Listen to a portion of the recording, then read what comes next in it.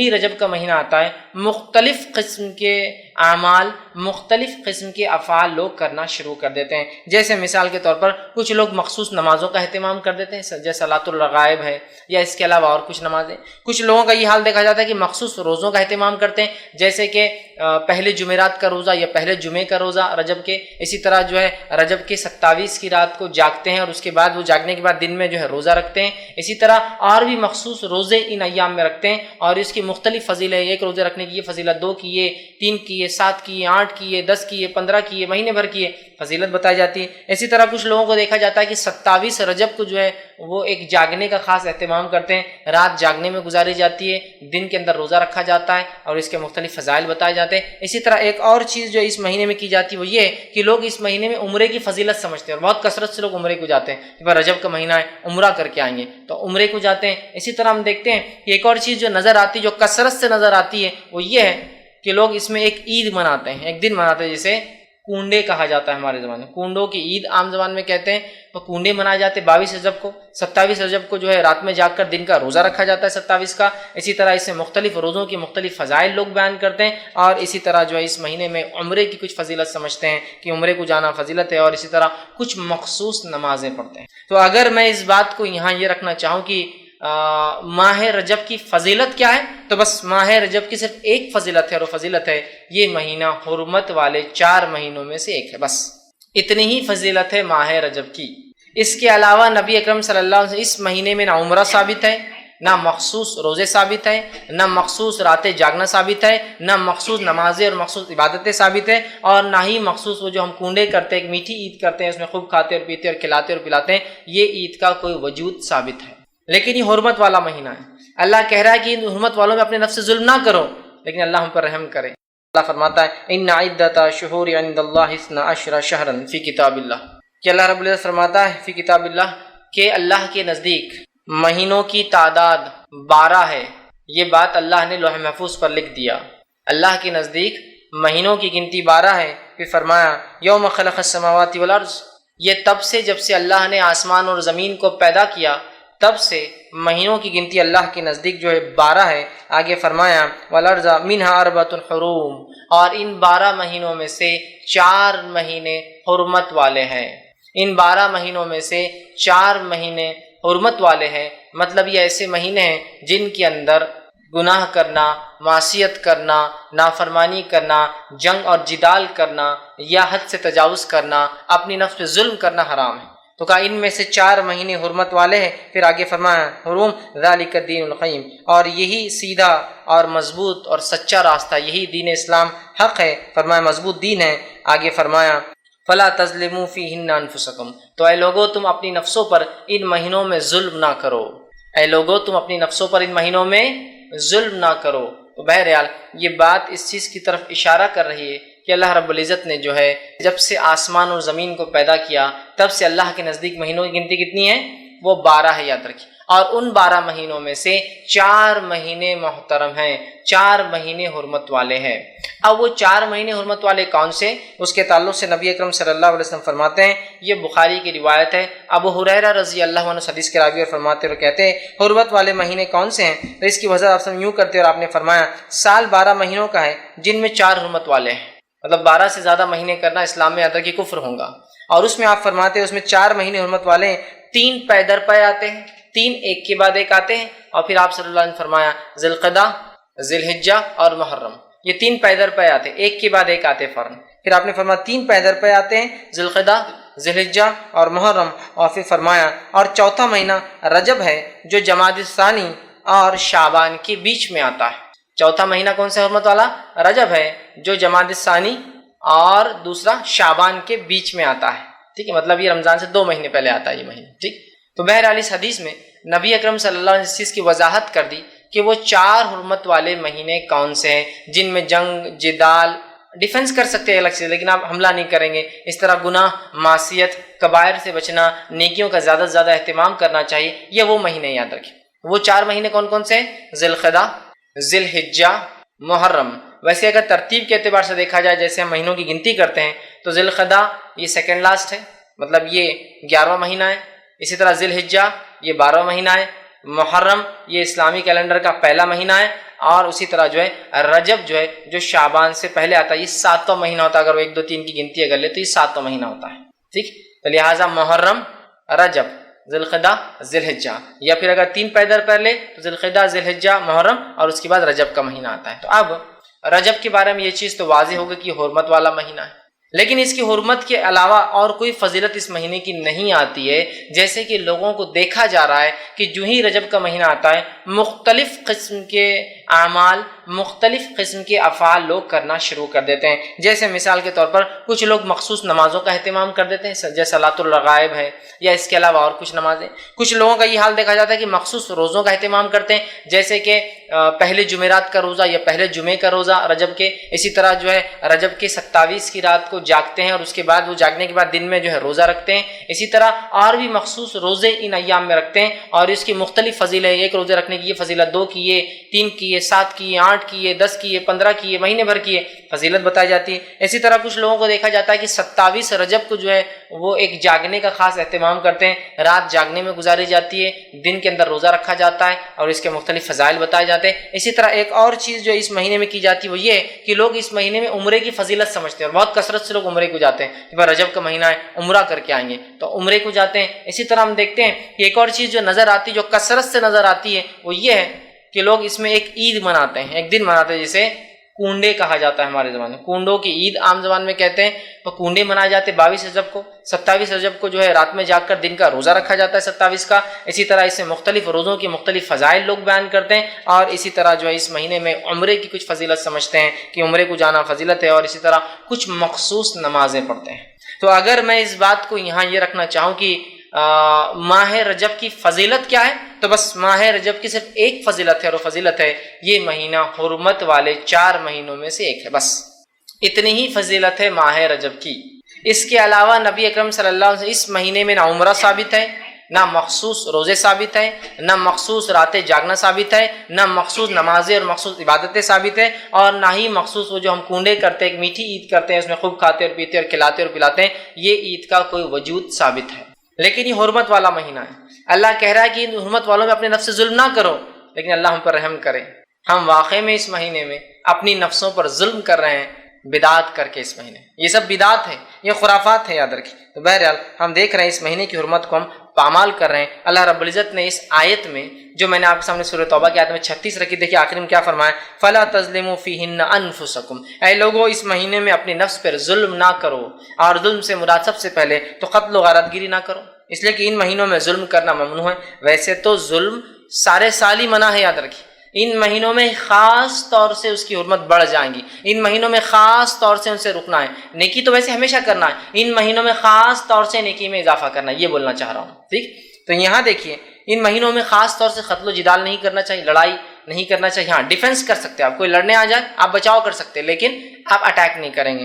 یہ اللہ رب العزت نے سورہ بقرہ سورہ نمبر 2 آیت نمبر 217 میں اس کی وضاحت اس طرح سے فرمایا، یسألونک عن الشہر الحرام قتال فیہ، کیا آپ سے سوال کرتے ہیں کہ یہ حرمت والے مہینوں میں قتال کرنا کیسا ہے؟ اللہ نے جواب دیا فیہ کبیر، تو اللہ نے فرمایا قتال فیہ کبیر، ان میں قتل و غارت گیری کرنا بہت بڑا جرم ہے، بہت بڑا گناہ ہے۔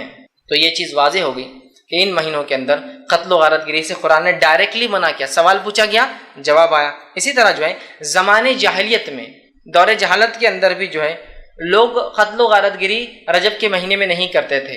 اس کا مطلب یہ ہوا کہ رجب کے مہینے کی حرمت عربوں کو پتہ تھی، دور جہالت میں بھی حرمت مانتے تھے، اور یہ جو حرمت والے مہینے دور جہالت میں بھی عرب ان کی حرمت کو پامال نہیں کرتے تھے۔ اور جو ہے رجب جو لفظ آتا ہے، یاد رکھیے، وہ ترجیب سے آتا ہے عربی میں، جس کا معنی ہوتا ہے عظمت والا۔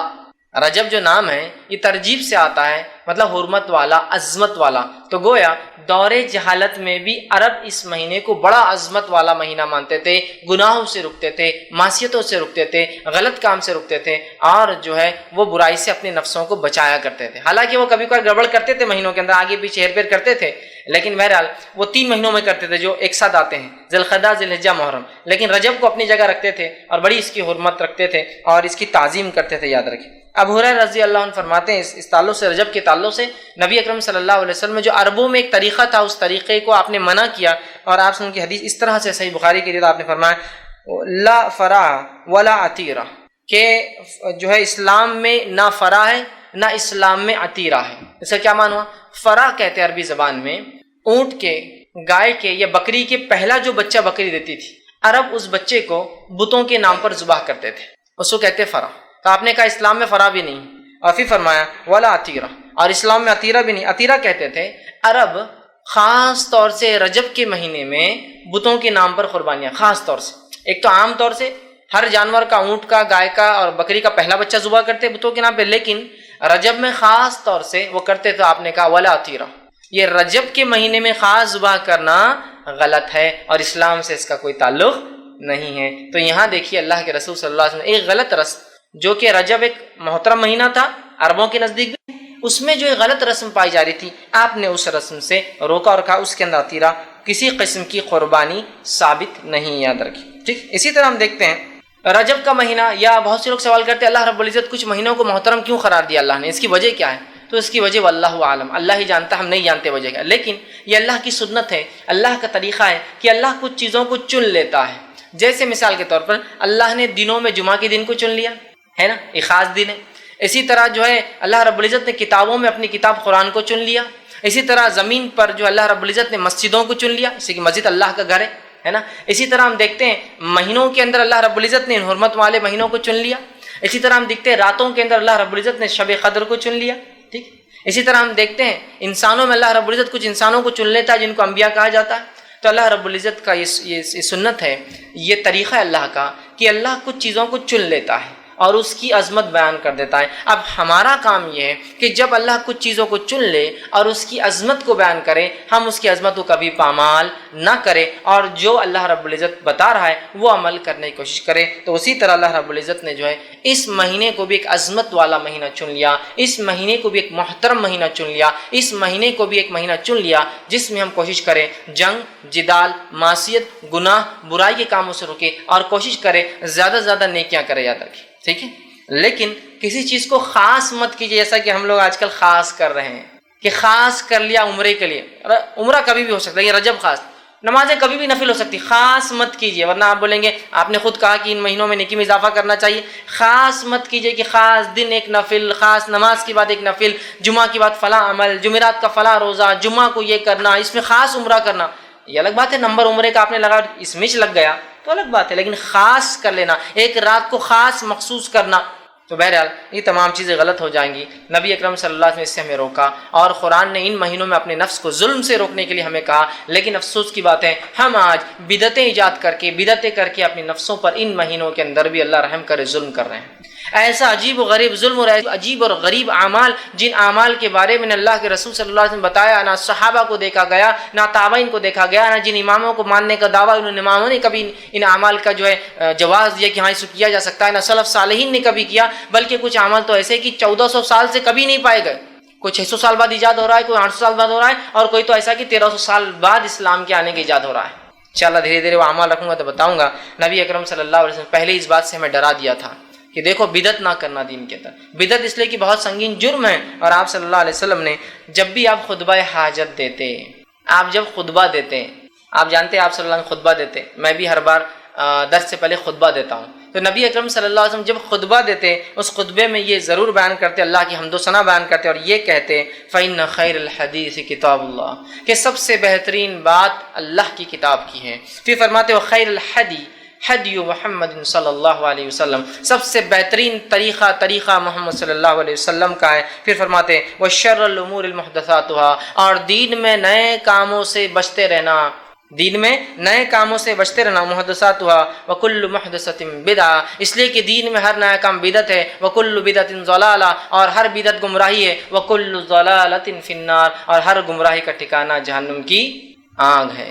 ہر بار جب آپ خطبہ دیتے یہ الفاظ اس کے اندر برابر دہراتے کہ نئی چیزیں دین میں ایجاد مت کرنا، منع کرتے، اس لیے کہ دین یہ اللہ کا دیا گیا ہے، نئی چیزیں اس میں ایجاد کرنا گویا اللہ کی ایک ملکیت میں، اللہ کے ایک دین کے اندر کچھ اپنے طرف سے اضافہ کرنا ہے، تو آپ منع کرتے تھے۔ اسی طرح نبی اکرم صلی اللہ علیہ وسلم صحیح مسلم کی روایت ہے، اور آپ فرمایا کرتے عائشہ رضی اللہ عنہا، اس حدیث کی راویہ فرماتی ہے، آپ نے فرمایا کہا من احدث فی امرنا ھذا ما لیس منہ فہو رد، جس کسی نے ایسی کوئی چیز اس دین میں ایجاد کی جس کا حکم میں نے نہیں دیا تھا، فہو رد، وہ روز قیامت مردود ہے، وہ چیز انکار کر دی جائیں گی، واپس اس کے منہ پر پھینک دی جائیں گی۔ دوسری کی روایت میں آپ فرماتے ہیں، یہ بھی صحیح مسلم کی ہی روایت ہے، آپ نے فرمایا کہا کہ جس کسی نے من عمل عملا لیس علیہ امرنا فہو رد، جس کسی نے ایسا کام کیا جس کا حکم میں نے نہیں دیا تھا اسے، تو روز قیامت ایسا عمل مردود ہے، ایسا عمل لوٹا کر اسی شخص کے منہ پر مار دیا جائے گا۔ تو ہم دیکھ رہے ہیں بدعت کتنی بڑی گمراہی ہے کہ آپ صلی اللہ علیہ وسلم ہر خطبے میں بدعت سے بچنے کا حکم دے رہے ہیں۔ نبی اکرم صلی اللہ علیہ وسلم کہہ رہے ہیں کہ بدعت گمراہی ہے، بدعت سے اپنے آپ کو بچاؤ، جو ایسا کوئی نیا کام کرے گا جو میں نے نہیں کیا وہ جو ہے مجھ سے بری ہے، یا اس عمل سے ہم بری ہوں گے، وہ عمل اس کے منہ پہ مار دیا جائے گا، وہ عمل مردود ہے۔ لیکن اس کے بعد بھی ہم دیکھتے ہیں حرمت والے مہینے جیسے آتے ہیں، چاہے رجب آؤ یا اسی طرح محرم آؤ، ہم دیکھتے ہیں اتنے خرافات، اتنے بدعات، اتنی نئی نئی باتیں، اتنے اعمال اور اتنی عجیب و غریب عبادتیں ہم نے ایجاد کر لی۔ اللہ رب العزت رحم کرے، حالانکہ اس نے اپنی کتاب میں فرما دیا ان مہینوں میں اپنے نفس پر ظلم مت کرنا۔ بہرحال آگے آئیے، اب جو ان مہینوں میں کچھ اعمال ہم غلط کرتے ہیں جو بدعت ہے ان کا تذکرہ کرتا ہوں۔ پہلا عمل جو اس مہینے میں کیا جاتا ہے جس کو سنت سمجھا جاتا ہے اور بڑے اہتمام سے لوگ کرتے ہیں، اور راسخ جو اپنے آپ کو دین کے اندر جن کو ہم راسخ پاتے ہیں، جو بہت قدیم قسم کے لوگ ہیں، جو بہت شدید اعتبار سے اسلام پر عمل کر رہے ہیں، جو عمل کرتے ہیں اس مہینے میں جو ثابت نہیں یاد رکھیں۔ دیکھیے عمل کتنا زیادہ ہو، کتنا پیسہ خرچ کرنے والا ہو، کتنی محنت اس میں لگ رہی ہو، وہ تمام چیزیں ایک بازو رکھ دیجیے آپ۔ اصل چیز ہے کہ اللہ کے رسول اور صحابہ نے کیا صلی اللہ علیہ وسلم، بس یہ اصل ہے۔ اگر کیا تو پھر آپ کریے، ڈٹ کر کریے، نہیں کیا تو بچیے اور ڈٹ کر بچیے۔ تو آئیے سب سے پہلی چیز جو کرتے ہیں وہ ہے صلاۃ الرغائب۔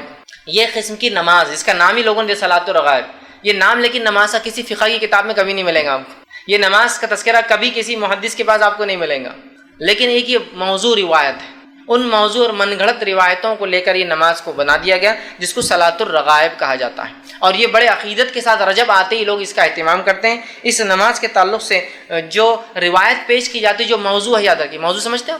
موضوع مطلب وہ حدیث جو نبی اکرم صلی اللہ علیہ وسلم کی طرف گڑھ دی گئی، منسوب کر دی گئی، لیکن آپ نے ایسی بات نہیں کہیں، وہ روایت کیا رکھتا ہوں جو صلاۃ الرغائب کی طرف لوگ سناتے ہیں، بیان کرتے ہیں۔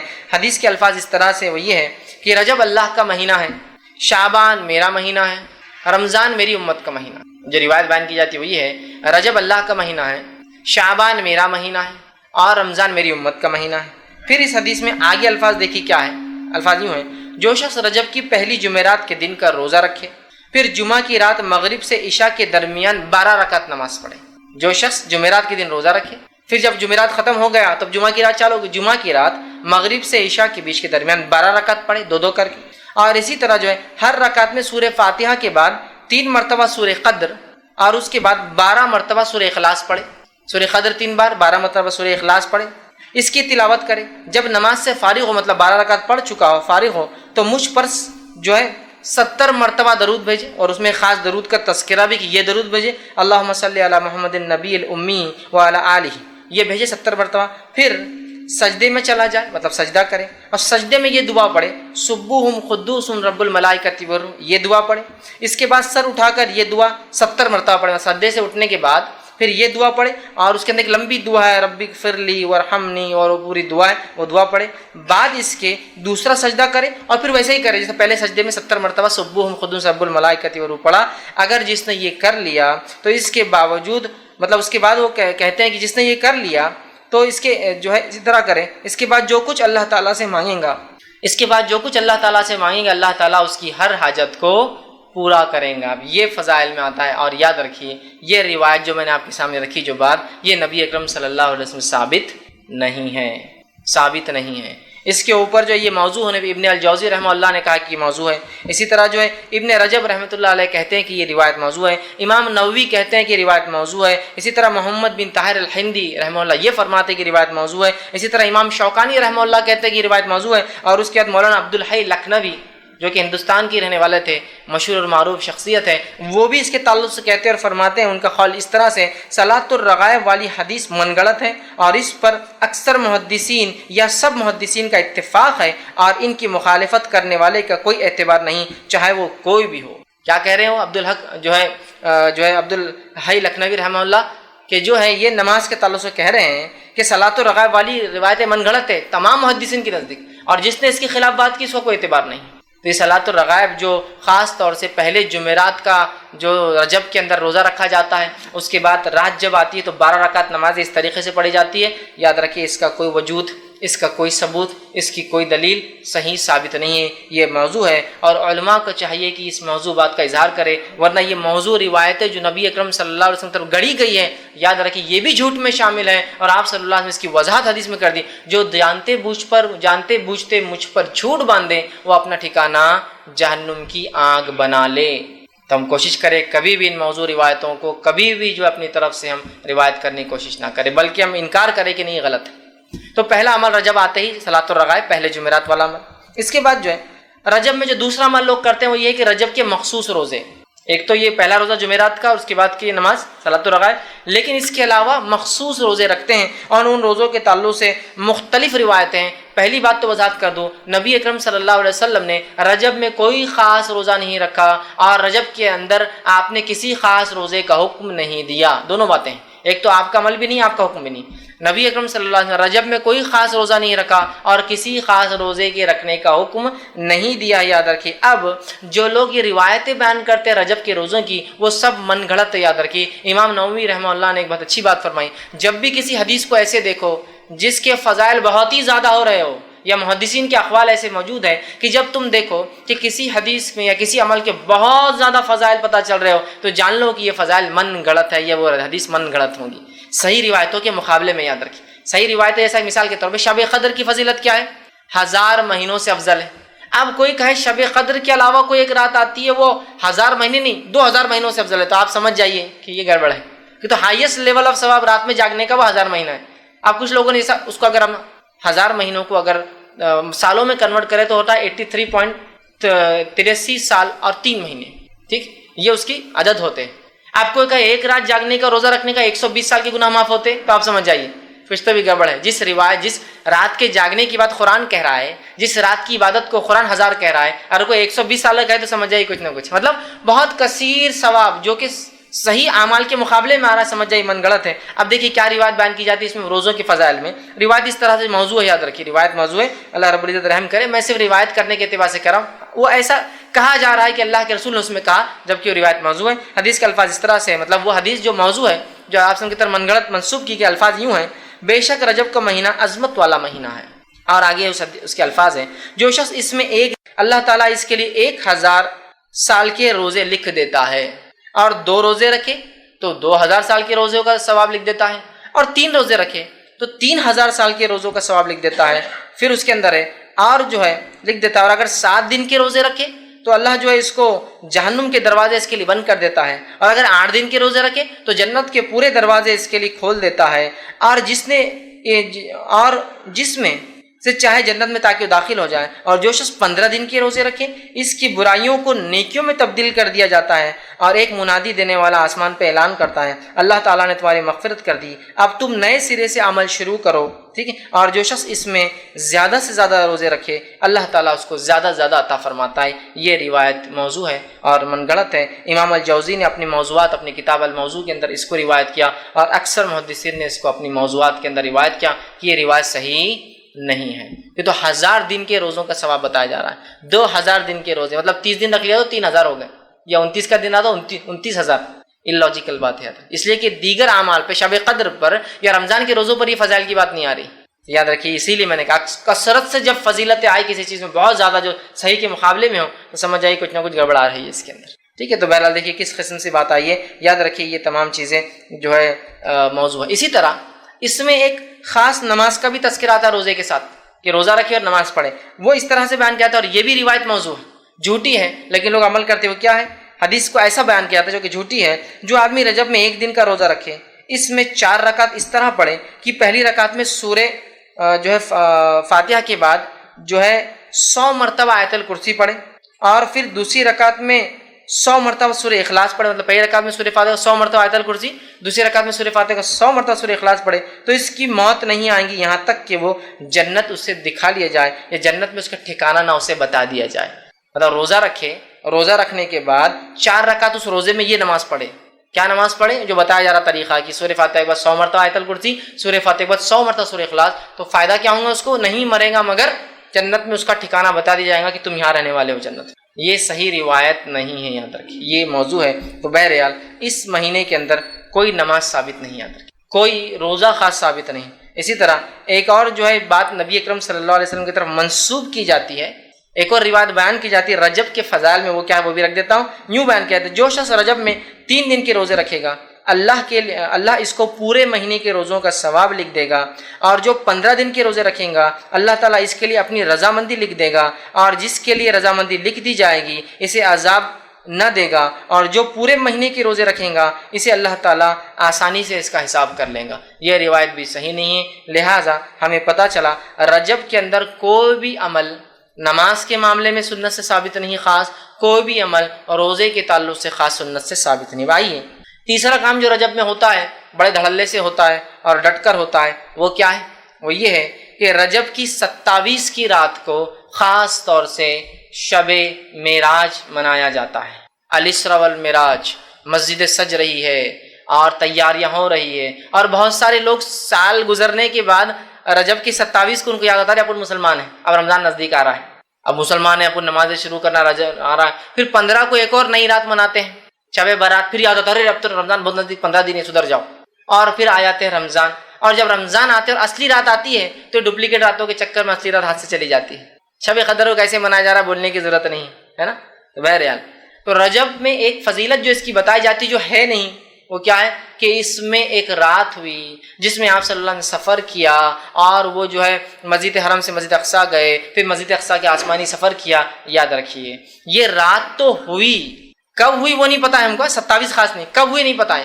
یہ واقعہ صحیح ہے کہ آپ صلی اللہ علیہ وسلم کو معراج ہوئی. ٹھیک. اب بہت سے لوگ ہوتے ہیں وہ بولتے ہیں کہ جو ہے قرآن کے اندر معراج کا تذکرہ ہے، قرآن کے اندر معراج کا، اس لیے ہم منانا چاہیے. قرآن کے اندر الحمدللہ معراج کا تذکرہ کہیں بھی نہیں. قرآن کے اندر تذکرہ اسراء کا ہے.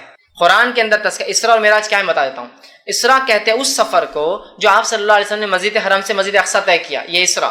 اور معراج کہتے ہیں اس سفر کو جو مسجد اقصیٰ سے آسمان ہو. معراج کا مطلب ہوتا ہے چڑھنا، سیڑھیاں اوپر کی طرف جانا، وہ تذکرہ ہے. تو قرآن نے کہیں بھی معراج کا تذکرہ نہیں کیا، اسراء کا کیا. سبحان الذی اسریٰ، سورہ جو ہے بنی اسرائیل سورہ نمبر 17 آیت نمبر 1، سبحان الذی اسریٰ بعبدہ لیلا من المسجد الحرام الی المسجد الاقصی الذی بارکنا حولہ لنریہ من آیاتنا انہ هو السمیع البصیر.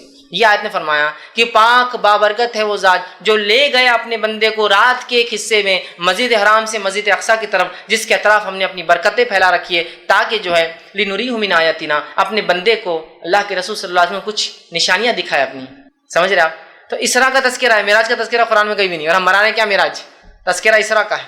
بہرحال تو یہ واقعہ ہوا، ہم واقعے کا انکار نہیں کریں کہ آپ صلی اللہ آسمان پہ گئے، وہ سفر ہوا، آپ مسجد حرم سے اقصیٰ گئے، آپ نے نماز پڑھائی وہاں امام انبیاءوں کو، وہاں سے پھر جبرائیل علیہ السلام سفر کر کے آپ کو براق میں بٹھا کر آسمانوں کی طرف لے گئے، پہلے آسمان، دوسرا آسمان، تیسرا آسمان، چوتھا آسمان، پانچواں، چھٹا، ساتواں آسمان پہ گیا، اللہ آپ سے ہم کلام ہوا، آپ کو کچھ آیتیں جو ہے سورہ بقرہ کی 2 آخری آیتیں دی گئی، اللہ رب العزت سے کلام ہوا، ابراہیم علیہ السلام سے ملاقات ہوئی، بہت ساری باتیں اس کے اندر آتی ہیں، ہم انکار نہیں کرتے ان کا. لیکن کسی چیز کے ہونا اس کے منانے کی دلیل نہیں ہے. نہیں واقعہ ہوا مطلب منایا جائے گا. تو پھر فتح مکہ ہوا تو وہ بھی مناتے، فتح مکہ ہوا تو کیا وہ بھی مناتے، اپنے شہروں سے باہر جا کر پھر اونٹ اور گھوڑوں بیٹھ کے اپنے شہر میں آئیں گے کہ فتح مکہ ہوا تو آج تو منائیں گے. جنگ بدر ہوئی جس کو اللہ نے فرقان کہا، یوم الفرقان تھا، اس دن اللہ نے فرق کر دیا کفر میں اور توحید میں، تو کیا اس دن بھی ہم منائیں گے چپ چپ باہر جا کے جنگ لڑیں گے ایک دوسرے سے، اور کچھ لوگ اور بولیں گے ہاں یہ یوم الفرقان تھا، فتح مکہ منائیں گے کیا؟ ہوا نا. اسی طرح اللہ رب العزت نے صلح حدیبیہ کو کہا، اللہ کے رسول کو جب صحابہ ناراض تھے کہ کیوں آپ نے صلح کی، ہم لڑتے تھے ان سے، اللہ نے کہا کہ ہم نے آپ کو جو ہے فتح مبین عطا فرمایا، انا فتحنا لک فتحا مبینا. صحابہ سمجھتے ہار ہے، اللہ کہہ رہا ہے ہم نے آپ کو کھلی کامیابی دی، اور بعد میں پتہ چلا جو صلح حدیبیہ کا کیا فائدہ ہوا. تو اب صلح حدیبیہ بھی منائیں گے نہیں، اس دن اللہ نے کہا کہ یہ تو فتح مبین ہے اور یہ یوم الفرقان ہے جو ہے جنگ بدر، اور اسی طرح فتح مکہ ہوئی، اسلام کو غلبہ ملا تو وہ منائیں گے، ایسا کریں گے. پھر اللہ کے ہجرت کر کے گئے تو ہم بھی سب کہیں تو بھی جا کے آئیں گے، کریں گے کہیں. چیز کا ہونا منانے کی دلیل نہیں ہے. تو یہ ہوا واقعہ. اس واقعے کی اگر تفصیلات آپ دیکھنا چاہتے ہیں تو میرا اس پہ ایک مفصل 2-2.5 گھنٹے کا ایک بہت تفصیلی عنوان ہے، شب معراج کی حقیقت اور ہماری بدعتیں. یہ آپ دیکھ لیں، اس کے بعد شب برات آئیں گی، اس پہ میرا ایک لیکچر ہے، شب برات کی حقیقت اور ہماری بدعتیں، اور تیسری رات جو منائی جاتی ہے جو حقیقی ہے اس کے اوپر ہی میرا ایک لیکچر ہے، شب قدر کی اہمیت اور ہماری غفلتیں، اس کو ضرور آپ دیکھیں۔ تو شب معراج کی حقیقتیں اور ہماری بدعتیں اس میں نے بہت تفصیلی رکھا ہے کہ کسی چیز کا ہونا منانے کی دلیل نہیں۔ بہرحال تو اب اس رات کو یاد رکھیے، اس رات کو نبی اکرم صلی اللہ علیہ وسلم کے ساتھ وہ معجزہ ہوا جو آپ لے گئے، یہ رات 27 رجب تھی، اس کے بارے میں کوئی دلیل ثابت نہیں ہے۔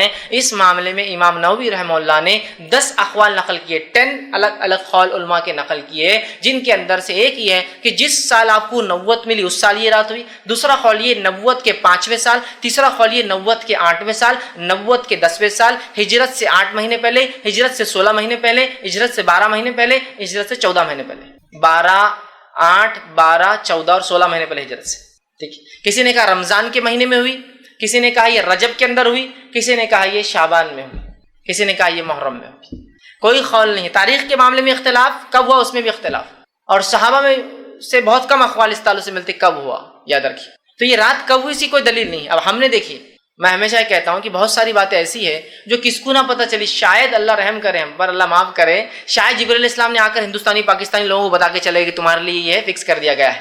جیسا 27 کو معراج ہوئی، دنیا اختلاف کر رہی ہے، صحابہ میں اختلاف ہے، محدثین میں اختلاف ہے، ہندوستانیوں کو پکا پتہ ہے 27 رجب۔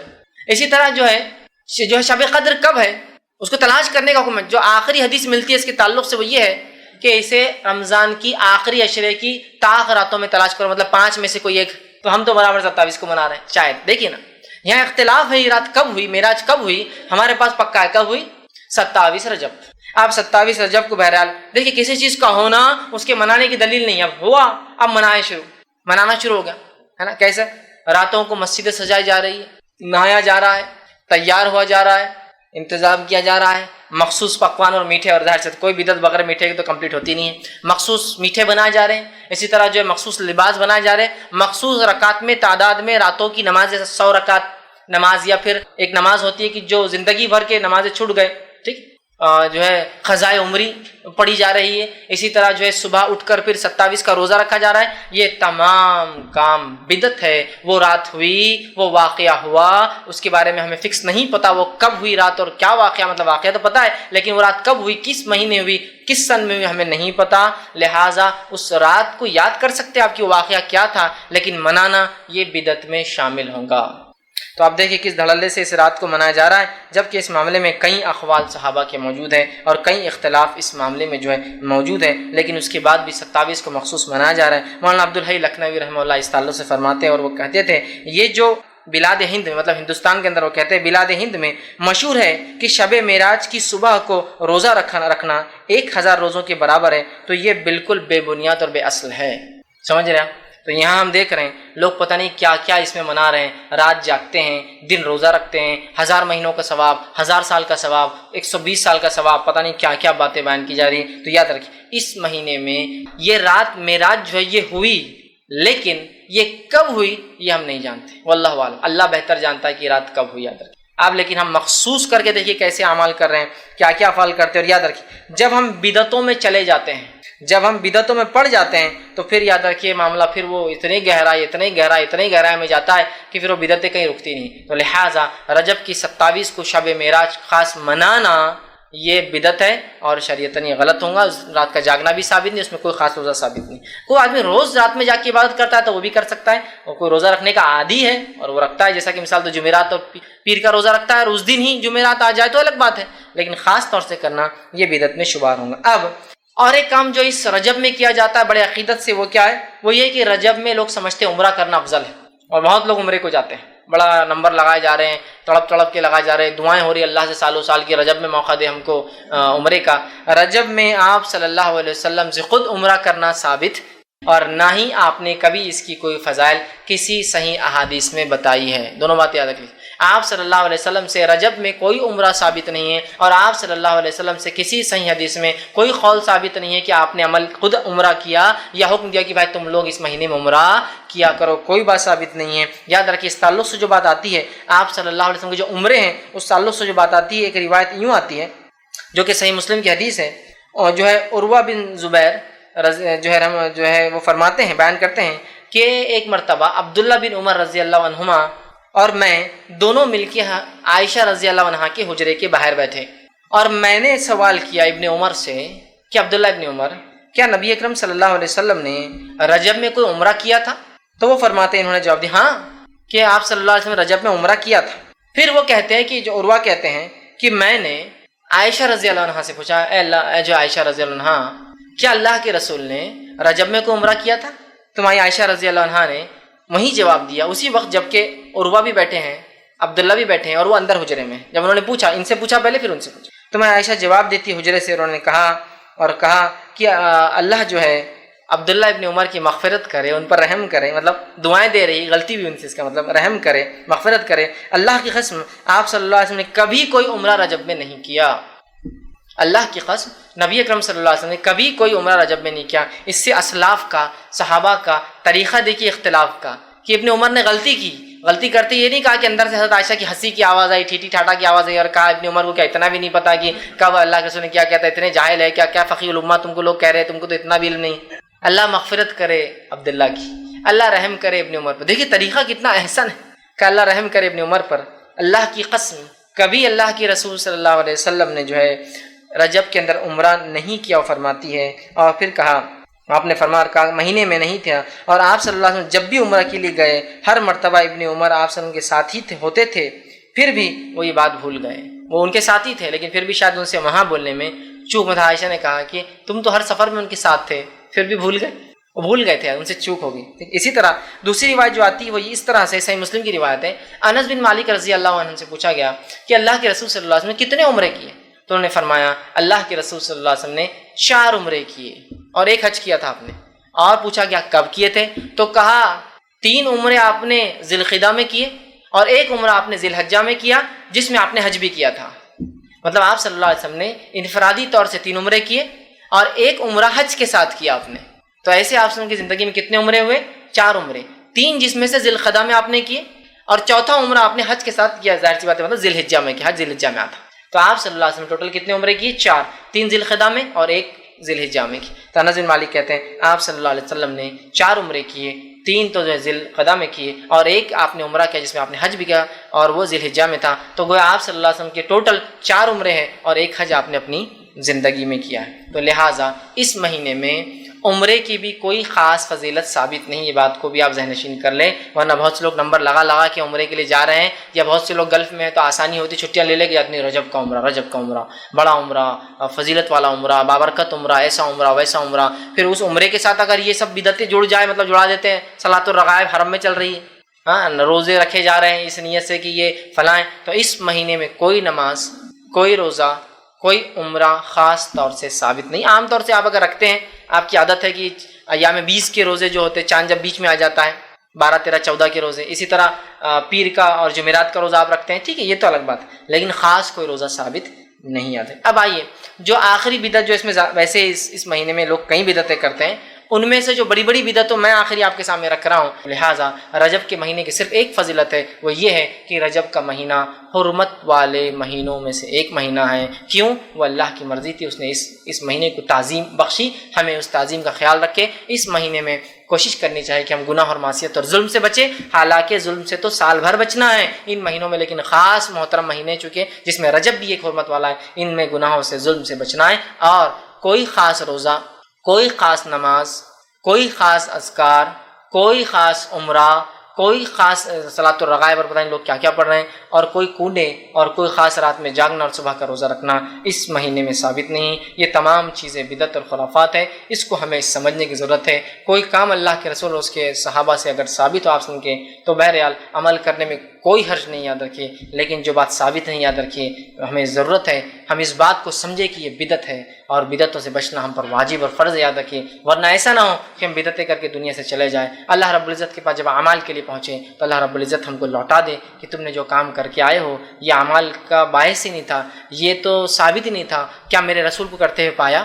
کیا میرے اصحاب نے اس کو کرتے ہوئے دیکھا، یا سلف صالحین میں سے کسی نے کیا؟ ہمارے پاس اس کے نہ کوئی تاریخی حوالے ہے، نہ کوئی ریلیجس بیسس ہے، تو لہٰذا ہم کوشش کریں۔ جس میں سے 2 مخلوق ایسی ہے جو اللہ رب العزت نے جس کو جواب دہ بنایا، جس کو اختیار دیا، مطلب ان کو چوائس بھی دی، پھر ان کو سوال بھی کریں گا، چونکہ چوائس دی گئی تھی تو ان کو اختیار بھی دیا، اور جواب دہی بنایا، چونکہ ان کو چوائس ہے تو ان سے کوشچن نہیں پوچھا جائے گا اور آنسریبل بھی ہے کہ انہوں نے کیا کیا. اور وہ دو اللہ کی مخلوق ہے، ایک انس اور ایک جن، یا ایک جن اور ایک انس.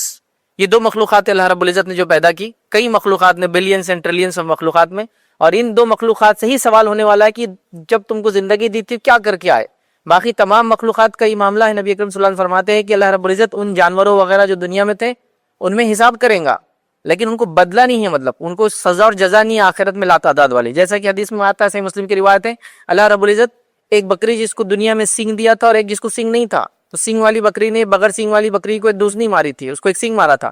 روز قیامت اللہ تعالیٰ دونوں کو سامنے لائیں گا، جس کو سینگ نہیں تھا اس کو سینگ دیں گا، وہ دوسرے کو سینگ ماریں گی، ان کا حساب ختم، اور اس کے بعد ہی مٹی بن جائیں گے. تو ان کے لیے ہمیشگی والا عذاب یا جزا یا سزا نہیں ہے، مطلب جنت اور جہنم نہیں ہے. لیکن اللہ کا یہ انصاف کا تقاضا ہے کہ وہ ایسا کریں گا مخلوقات میں. لیکن انس اور جن کا معاملہ یہ ہے کہ ان کے لیے جزا اور سزا ہے، مطلب ان کا پورا حساب و کتاب ہوگا، اور اس حساب کے بعد ان کے لیے ایک لا تعداد، مطلب ایک ہمیشہ والی زندگی ہے جس میں یا تو یہ جہنم میں رہیں گے یا تو جنت میں رہیں گے، یاد رکھیں. تو لہٰذا ہم جواب دہ بھی ہے اور ہم کو اختیار بھی ہے اس وجہ سے، اور اختیار ہے بلکہ ہم کو جواب بھی دینا ہے. تو اللہ رب العزت کی دو مخلوق جس کو اللہ نے اختیار دیا، ایک جن ہے اور ایک انس ہے، یاد رکھیں. اب ہوتا یہ ہے کہ جب جن کی بات آتی ہے، یہ عام زبان میں جنات بھی بہرحال بولتے ہیں اس کو، تو یہ جن کی جب بات آتی ہے تو لوگ اس سے گھبرا جاتے ہیں. اس لیے بڑے شرمے کا آج کا جو ٹاپک رہے گا، یہ اس کو لینے کا مقصد یہ ہے کہ جو ڈر پایا جاتا ہے ڈر نکلے، نہ کہ میں کوئی اور نیا ڈر لوگوں میں ڈالوں. یاد رکھیں، چونکہ اس مخلوق کے تعلق سے لوگوں میں عجیب و غریب قسم کے ڈر، توہم اور عجیب و غریب باتیں اتنی زیادہ کہ مطلب میں اس کو بتا بھی نہیں سکتا ہوں. بلکہ ایسا ہوتا ہے کہ اگر یہ ٹاپک ابھی جمعہ میں نہ ہوتے ہوئے کبھی کسی شعب میں عشاء کی بات ہوتا تو اس میں سے اکثر لوگ گھر جانے کو بھی ڈرتے ہیں، فکر مند ہو جاتے کہ بھائی اتنے دور میں اکیلے رہتا ہوں اور آپ نے ایک ایسا ٹاپک چھیڑ دیا اسی کو انتہا نہیں. جبکہ اللہ کی یہ مخلوق ڈر کے لیے نہیں، یاد رکھے، چونکہ یہ بھی تو ہمارے جیسے جواب دے اللہ کو. اگر یہ اچھا کریں گے تو ان کو جو ہے جزا ملے گا، اچھا بدلہ ملے گا، اگر یہ برا کریں گے تو ان کو سزا ملنے والی ہے. لیکن جس مخلوق سے اگر ڈرنا چاہیے بھی، اگر چاہیے بھی تھا تو وہ تھے اللہ کے فرشتے. یاد رکھیں، اس لیے کہ وہ میرے اعمال پر، آپ کے اعمال پہ نگہبان ہیں. تو ان سے تو کبھی ڈر نہیں لگتا ہوں کہ جیسا میں کوئی گناہ کر رہا ہوں، ارے فرشتہ لکھ لیں گے، ارے میں نیکی کر لیتا ہوں یہ بھی تو میرے نام میں آنا چاہیے. تو یہاں ان کے بارے میں وہ ڈر، وہ فکر نہیں ہے جو جناتوں کے بارے میں. جبکہ جنات میرے اور آپ کی جیسی یہ جواب دہ ہیں، مطلب ان سے سوال ہونے والا ہے. اگر یہ میرے ساتھ غلط کریں گے تو ان کو جواب دینا ہے، اگر صحیح کام کریں گے تو ان کو اس کا اچھا بدلہ ملنے والا ہے. تو ایک ایسی مخلوق سے ہم ڈر رہے ہیں جو جواب دہ ہے، ہماری جیسی ہے، اور ایک ایسی مخلوق سے نہیں ڈرتے فرشتوں سے جو ہم پہ، نامہ اعمال پہ ہمارے مقرر ہیں، مطلب وہ لکھ رہے ہیں. اللہ نے فرمایا کرامن کاتبین یعلمون ما یفعلون، وہ کرامن کاتبین ہے، وہ جو کچھ تم کرتے ہو وہ تمام چیزوں کو لکھ رہے ہیں. وہ بلکہ اللہ رب العزت اپنے فضل سے یہ بھی کرتا ہے کہ ان کو اس چیز کا علم دے دیتا ہے کہ بندہ کیا سوچتا ہے، وہ بھی اللہ دیتا ہے. چونکہ اسی وجہ سے وہ ایک نیکی لکھ دیتے جب بندہ نیکی کے بارے میں سوچتا ہے. صرف یہ اللہ ان کو اسپیشل دیتا ہے اس وقت یہ کہ بندے نے یہ نیکی سوچی ہے تو لکھ لو اس کو. تو وہ تو ہر چیز لکھ رہے ہیں، تو ان سے تو کبھی ڈر نہیں لگتا کہ اگر کوئی نکال دے تذکرہ فرشتے فرشتے فرشتے، اور مجھے بہت ڈر لگ رہا کہ کیا میں نے کوئی غلط کام تو نہیں کر دیا، اے رحمت کے فرشتے میرے گھر سے چلے نہ جائیں، مجھے ڈر لگ رہا ہے. تو یہ ڈر تو ٹھیک تھا، لیکن ہم ایک ایسی مخلوق سے ڈر رہے ہیں جو ہمارے جیسی ہے، جواب دیں. صرف فرق اتنا ہے کہ ہم ایک دوسرے کو دیکھ پاتے ہیں، وہ آپس میں ایک دوسرے کو دیکھ پاتے ہیں اور ہم کو بھی دیکھ پاتے ہیں، ہم ان کو دیکھ نہیں پاتے بس. تو کسی مخلوق کا نہیں دیکھنے کی وجہ سے اس سے ڈر ہونا یہ بھی کوئی لاجیکل چیز نہیں، چونکہ کتنی کائنات میں عجیب و غریب اللہ رب العزت کی مخلوقات ہیں جن کو ہم دیکھ نہیں سکتے. وائرسز، بیکٹیریاز دیکھا آپ میں سے کسی نے؟ نیچرل فزیکل فینومیناز، مطلب زمین کے اندر ایک مقناطیسی کھینچنے کی طاقت ہے. آپ نے کبھی گریوٹی کو دیکھا؟ ارے گریوٹی ایسی لگتی، اتنی موٹی تھی، اتنی لمبی تھی، اتنی چوڑی تھی، نہیں دیکھا آپ نے، ہے نا؟ آپ نے ویوز میں سے کسی ویوز کو دیکھا؟ ارے میں نے ایکس رے کو دیکھا، بہت خطرناک تھے وہ، بالکل کالے دکھنے میں تھے. نہیں، آپ کو ریز کو دیکھ نہیں سکتے. ریڈیو ویوز کو دیکھا آپ نے کبھی؟ لیکن ریڈیو ویوز ہے چونکہ اس کی وجہ سے ریلوے اسٹیشن چلتے ہیں، ریڈیو اسٹیشن پہ آپ سنتے ہیں نا کچھ، تو ویوز ہے وہ ہوا میں چلتے ہیں، یہ بھی ہم دیکھ نہیں پاتے. تو کوئی چیز کو نہیں دیکھنے کی وجہ سے ڈر ہونا یہ بھی کوئی لاجیکل چیز نہیں ہے. کئی چیزیں ہم جو دیکھ نہیں پاتے لیکن ہم ڈرتے نہیں ہیں اس سے، ہے نا؟ تو لہٰذا اللہ کی مخلوق ہے، اللہ نے اس کو ہماری نظروں سے اجل رکھا جیسے کئی اور مخلوقات کو اجل رکھا، ٹھیک ہے؟ اور ہم چاہتے بھی ان کو دیکھ نہیں سکتے، لیکن ان کو اللہ رب العزت نے صلاحیت و طاقت دی کہ ہم کو دیکھ سکتے ہیں. اور یہ بات آپ بھی جانتے ہیں، میں بھی جانتا ہوں. اللہ جب کسی کو کوئی صلاحیت دیتا ہے تو اس کی پوچھ بھی کرتا ہے. تو اگر وہ ہم کو دیکھتے ہیں اور ہمارے ساتھ غلط کرتے ہیں تو اس کو پوچھ ہونے والی ہے، اور اگر وہ دیکھتے ہیں اور صحیح کچھ کرتے ہیں تو ان کو اس کا بدلہ بھی اچھا ملنے والا ہے. تو ظاہر سی بات ہے ان کی بھی پکڑ ہے، یاد رکھیں. تو اس چیز کو ہم سمجھیں تو ڈر کے مقابلے میں یاد رکھیے ہم کو علم ہونا چاہیے، سچ ہم نے جاننا چاہیے. تو کیا ہوتا ہے یہ توہم، غلط فہمیاں، غلط عقیدے، برائیاں، چونکہ اس جنوں کے بارے میں صحیح عقیدہ نہیں ہونے کے نتیجے میں بہت ساری برائیاں، چونکہ یہ جن ہوتے ہیں جو کل کی بات بتانے کے لیے لوگوں کو مدد کرتے ہیں، یہی جن ہوتے ہیں جو جادو کے اندر مدد کرتے ہیں، یہی جن ہوتے ہیں جو عجیب و غریب حرکات کر کے انسانوں کو ڈرا کے رکھتے ہیں، گھروں پہ قبضہ کر کے رکھتے ہیں، وغیرہ وغیرہ وغیرہ. تو انسان بڑا ڈرا ہوا رہتا ہے ان سے، یاد رکھیے، ٹھیک ہے؟ تو ایسا نہیں، ڈر نہیں ہونا چاہیے، بلکہ ہم کو ڈر کو نکالنا چاہیے، سچ کو سمجھنا چاہیے، حقیقتوں کو جاننے کے لیے بہرحال ہم اس کو رکھ رہے ہیں. اور اگر واقعی میں کسی سے آپ کو ڈرنا ہی ہے نہیں مجھے کوئی چیز چاہیے ڈرنے کے لیے تو ظاہر سی بات ہے اگر اللہ کی مخلوقات میں تو فرشتوں سے پھر وہ ڈر رکھیے کہ وہ ہمارے اعمال کو لکھ رہے ہیں کہ ایسا نہ ہو کہ میری ان کی وجہ سے پکڑ ہو جائے. تو بہرحال آئیے آگے بڑھتے ہیں. اللہ رب العزت قرآن میں فرماتا ہے سورہ زاریات سورہ نمبر 51 اور آیت نمبر 56 میں, سورہ نمبر 51 آیت نمبر 56 میں اللہ فرماتا اور کہتا ہے وما خلقت الجن والانس الا ليعبدون, کہ ہم نے جنوں اور انسانوں کو اپنی عبادت کے لیے پیدا کیا. تو گویا یہ مخلوق بھی جو جن ہے وہ بھی اللہ تعالیٰ کی عبادت کے لیے ہی پیدا کیے گئے. حالانکہ ہر مخلوق اللہ تعالیٰ کی عبادت کے لیے پیدا کی گئی ہے. ان کو خاص کیوں کہا جا رہا ہے جن اور انس کو؟ اس لیے کہ ان دونوں کو عبادت کرنے کے لیے پیدا کیا لیکن ان کو اختیار دیا چاہے تو عبادت کرے چاہے تو نہ کرے. اس وجہ سے دونوں کا تذکرہ کیا. یاد رکھیے کہ ہم نے جنوں اور انسانوں کو اپنی عبادت کے لیے پیدا کیا. یاد رکھیے. اور جنوں اور انسانوں کا جب اللہ رب العزت نے تذکرہ کیا یاد رکھیں تو یہاں سیکوینس کیا کہ وما خلقت الجن والانس, ہم نے جنوں اور انسانوں کو اور ترتیب کے اعتبار سے پہلے جن بنے اور بعد میں انسان بنے. یاد رکھیے اللہ نے جو تخلیق کی یاد رکھیے پہلے جنوں کی اور اس کے بعد اللہ تعالیٰ نے جو تخلیق کی وہ ہے انسانوں کی یاد رکھیے. مطلب جنوں کا جو باپ ہے بابا جن ہے وہ پہلے پیدا ہوا اور ہمارے جو باپ ہے بابا انس جو آدم علیہ السلام ہے وہ بعد میں پیدا کی گئی. یاد رکھیے قرآن کی آیت کی ترتیب بھی اسی طرح ہے, حدیث کے اندر بھی اس کی تفصیلات اسی طرح سے یاد رکھیے آتی ہے. تو یہ ہم سے پہلے پیدا کیا گیا یاد رکھیں. اور حدیث کے اندر یہ بات آتی ہے یاد رکھیے, یا تفسیر لکھنے والوں نے اس تفسیر کو لکھا سورہ بقرہ کی ابتدائی آیتوں کے اندر آپ اس کو پڑھ سکتے ہیں کہ اللہ رب العزت نے جب انسانوں کو بنانے کا بہرحال ارادہ کیا تو فرشتوں سے کہا کہ میں ایک مخلوق بنانے والا ہوں. فرشتوں نے کہا کہ ایسی مخلوق کو بنانے کی کیا ضرورت جو زمین پہ فساد کریں گی خون بہائیں گی. تو کیا فرشتوں کو علم غیب ہوتا ہے؟ پہلے سے کیا ہونے والا معلوم ہوتا ہے؟ نہیں, فرشتوں کو علم غیب نہیں ہوتا ہے. یہاں جو فرشتوں نے یہ کہا کہ یہ خون بہائیں گا دنیا کے اندر فساد کریں گا وہ اس لیے کیا کہ اللہ رب العزت نے جنوں کو پہلے پیدا کر دیا تھا. مفسرین لکھتے ہیں اور یہ حرکت کر رہے تھے جس کے نتیجے میں اللہ رب العزت نے جو ہے مطلب اللہ کے فرشتوں کی چیز کا علم تھا کہ مخلوق یہ کرنے والی ہے. ٹھیک ہے, تو لہٰذا فرشتوں نے جو کہا کہ کیوں پیدا کر رہا ہے اس کا ریزن یہ تھا کہ انہوں نے جنوں کے بارے میں دیکھ چکے تھے کہ جن ایسی ایسی حرکت کر رہے ہیں اور ان کو اندازہ تھا دوسری مخلوق بھی جو پیدا ہو رہی ہے وہ بھی کچھ اسی طرح سے حرکت کریں گے. اس وجہ سے انہوں نے یہ سوال کیا تھا یاد رکھیں. ٹھیک ہے, تو اس سے پتہ چلتا ہے کہ جن ہم سے پہلے پیدا ہو چکے تھے یا بابا جن آدم علیہ السلام سے پہلے پیدا کیا جا چکا تھا. یاد رکھیں. ٹھیک ہے, اب یہ بات تو واضح ہو گئی کہ اللہ رب العزت نے ہم کو اور ان کو اپنی عبادت کے لیے پیدا کیا. دونوں کا مقصد سیم ہے, دونوں کے لیے شریعت سیم ہے, دونوں کے لیے انبیاء جو آئے وہ دونوں کے لیے تھے اور سب کو ماننا ضروری ہے. پچھلے جو ہے انبیاء کے تعلق سے تو ہم نہیں کچھ کہتے لیکن اب یہ کہہ سکتے ہیں کہ نبی اکرم صلی اللہ علیہ وسلم کے آنے کے بعد تمام جن اور انس کو آپ صلی اللہ علیہ وسلم پر ہی ایمان لانا ہے. ٹھیک ہے, اور اس کے بعد آپ ہی کی شریعت کے مطابق سارے عمل کرنا ہے. اب کیسے وہ کرتے ہوئے کیا واللہ عالم. دیکھیے جو چیز دکھتی نہیں اس کی تفصیلات میں نہیں جائیں گے لیکن جو چیز ظاہر ہے وہ یہ ہے کہ شریعت ان پہ بھی مکمل طور سے لاگو ہے. یاد رکھیے. ٹھیک ہے, اسی طرح یاد رکھیے اللہ رب العزت نے انہیں کیسے پیدا کیا. اب ایک چیز یہ بھی ہوتی ہے کبھی کبھار جیسا میں نے شروع میں کہا کہ کوئی چیز دکھتی نہیں ہے تو ہم کہتے ہیں اس کو کیسے ہم مانیں. تو میں نے اس کی کئی مثالیں دے دی. کئی چیزیں دنیا میں ایسی جو دکھتی نہیں لیکن اس کو ہم مانتے ہیں. میں یہ کیوں کہہ رہا ہوں کہ پچھلی قدیم زمانوں میں کچھ لوگوں نے کچھ تفسیریں کی اور ان تفسیروں کے اندر جنوں کو چونکہ وہ ڈسکرائب نہیں کر پائے کہ سائنٹیفکلی کیسے پروف کر پائیں گے, وہ تو دکھتے نہیں ہیں اس کو تو ہم چھو نہیں سکتے, تو انہیں کہہ دیا غصے والے انسان جن, ان کو جن کہا جاتا ہے. اچھے جن مطلب جو نیک انسان ہے, برے جن مطلب غصے والے, یا پھر اچھے انسان والے تو فرشتے ہیں چونکہ اس کو بھی دیکھ نہیں پاتے, اور برے انسان والے تو وہ شیطان اور جن. اس طرح سے کہتے ہیں. ایسا کچھ بھی نہیں. فرشتے کا الگ مخلوق, جن ایک الگ مخلوق, انسان ایک الگ مخلوق. آگے روایتیں آئیں گی تو اس میں ہم تفصیلات انشاءاللہ عزیز دیکھیں گے. یاد رکھیں. ٹھیک ہے, اس کے بعد اللہ رب العزت نے ان کو کیسے پیدا کیا اس کی تفصیلات بھی بتائی. نبی اکرم صلی اللہ علیہ وسلم نے بھی اس کی وضاحت کی. پہلے نبی اکرم صلی اللہ علیہ وسلم حدیث صحیح مسلم کی روایت ہے, آپ صلی اللہ علیہ وسلم نے فرمایا رکھا اللہ نے فرشتوں کو نور سے پیدا کیا. فرشتے جو اللہ کی مخلوق ہے وہ نوری مخلوق ہے, نور سے پیدا کیا, اپنے نور سے نہیں ہے, نور سے پیدا کیا. اور اللہ رب العزت اللہ کے رسول پھر فرماتے ہیں اور جنوں کو اللہ رب العزت نے بغیر دھوئیں والی آگ سے پیدا کیا. دوسری مخلوق پورا الگ تذکرہ ہے. بغیر دھوئیں والی آگ مطلب ایسی آگ جس میں دھواں نہ ہو. اور دھواں کس آگ میں رہتا ہے معلوم, یا تو سٹارٹ ہو رہی ہے یا تو بند ہو رہی ہے, بجھ رہی ہے یا تو سلگ رہی ہے, تو دھواں ہوتا ہے. ایک بار بھڑک جائے, جب بھڑکتی ہے وہ تو پھر اس میں شعلے اٹھتے ہیں, اس میں پھر آپ کو دھواں نہیں ملتا. آپ دیکھیے جب آگ بہت بھڑک جاتی ہے نا صرف شعلے اٹھتے نظر آتے ہیں, اس میں دھواں نہیں. لیکن جب بجھنا شروع ہوتی ہے یا دھکتی ہے تو جب پھر اس میں ہوتے ہیں. تو اس کو کیسے پیدا کیا اللہ کے رسول فرماتے بغیر دھوئیں والی آگ سے اللہ نے اس کو پیدا کیا. اور انسانوں کو اس چیز سے پیدا کیا جس کا تمہیں علم دے دیا گیا ہے. اور وہ کیا علم ہم کو دیا گیا ہے؟ انسانوں کو مٹی سے پیدا کیا گیا جو قرآن کے اندر ہے.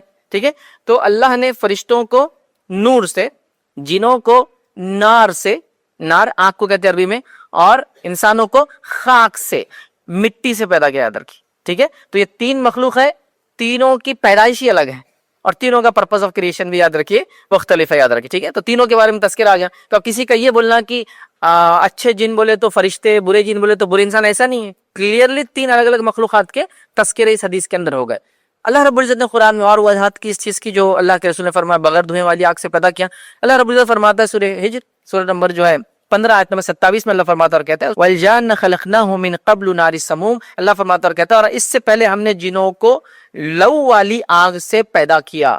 لو والی آگ مطلب وہ آگ جو بھڑکتی اور اوپر کی طرف جاتی یاد رکھی. تو اس آگ سے اللہ رب العزت نے جنوں کو پیدا کیا. اس سے پہلے سے مراد آدم علیہ السلام سے پہلے ہم نے جنوں کو ایک لو والی آگ سے پیدا کیا. دوسری جگہ سورہ رحمان میں اللہ فرماتا اور کہتا ہے سورہ نمبر 55 آیت نمبر 15 میں اللہ فرماتا ہے وَخَلَقَ الْجَانَّ مِن مَارِجٍ مِّن نَارٍ، اللہ فرماتا اور کہتا ہے اور جنات کو آگ کے شعلے سے پیدا کیا. تو جنات جو پیدا ہوئے وہ بغیر دھوئے والی آگ سے پیدا ہوئے، وہ ایسی آگ جس میں لو نکلتی ہے اور ایسی آگ جس میں شعلے دہکتے ہیں، مطلب بہت ہی انٹینس فائر جس کو کہیں گے، اس فائر سے ان کو پیدا کیا گیا. کیسے؟ واللہ عالم. لیکن اس بات کو آپ سمجھ سکتے ہیں، خالی میں ایک جس کو کہہ رہا ہوں ایک چیز سمجھانے کے لیے کہہ رہا ہوں. جیسے پہلے انسان آدم علیہ السلام کو اللہ نے مٹی سے بنایا تھا، لیکن بعد کے جو آدم علیہ السلام کی اولاد ہے وہ مٹی سے نہیں بنی ہے، وہ آدم سے بنی ہے. اس لیے ہم کہتے ہیں ہم مٹی سے بنے ہمارے والد کی وجہ سے. لیکن ہر بچہ مٹی سے نہیں پیدا ہوتا ہے، لیکن ہمارے اندر جتنی بھی اجزاء ہے سارے اجزاء میں وہ سب چیزیں جو مٹی میں پائی جاتی ہے. ہمارا خون کے اندر آئرن ہے، زمین میں پایا جاتا ہے. ہماری ہڈیاں کیلشیم سے بنی ہیں، زمین میں پایا جاتا ہے نا. تو کانسٹیٹوئنٹس زمین سے ہی آ رہے ہیں جو آدم کی وجہ سے ہم میں آئے، مٹی کی وجہ سے. لیکن آدم کی اولاد مٹی سے نہیں بنی. بات